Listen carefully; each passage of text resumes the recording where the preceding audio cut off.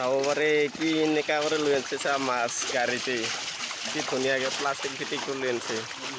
এই আমাৰ বিয়ে তাক মাছকেইটা চাবা দি ভাল কৰি ফেন হৈ আছে এইবিলাক ভালকৈ চিনি নাপাই যে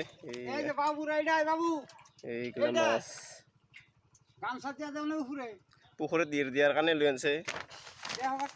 এইবিলাক মাছ ধুনীয়া মাছ অকল গিলাচ কাপেই না আৰু বেলেগ আছে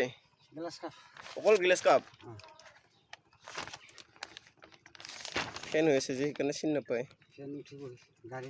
গাড়ী জাকৰা খাই না ঠিকছে আনংতে